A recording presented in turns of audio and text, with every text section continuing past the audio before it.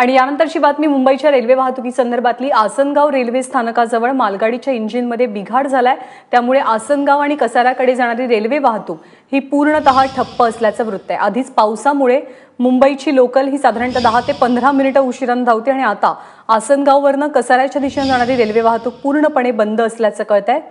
अक्षय भाटकर आपल्या सोबत आहे। अक्षय, काय नेमका बिघाड झालाय?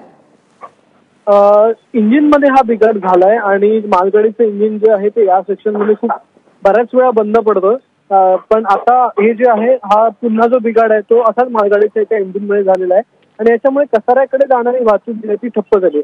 कालच जर आपण बघितलं तर काल देखील खर्डी आणि कसारा या दोन स्थानकाच्या दरम्यान अशाच प्रकारे मालगाडीचं इंजिन बंद पडलं होतं। आज देखील तोच प्रकार झालाय। सलग 2 दिवस हा प्रकार झाल्यामुळे कसाऱ्याकडे जाणारी वाहतूक ही सलग 2 दिवस ठप्प होत आहे। याला आता बिघाड हा जो आहे तो दुरुस्त व्हायला किंवा हे जे इंजिन जे आहे ते बाजूला काढून मालगाडी बाजूला काढण्यासाठी अजून 1 ते 1.5 तास जाईल असं सांगण्यात येते। त्याच्यामुळे तोपर्यंत वाहतूक ठप्प राहील। अप आणि डाऊन या दोन्ही मार्गावरच्या वाहतुकीवर याचा परिणाम झालाय। त्यामुळे सध्या तरी कसारा ते कल्याण ही जी वाहतूक आहे ती उशिराने सुरू आहे। अक्षय, धन्यवाद या माहितीबद्दल।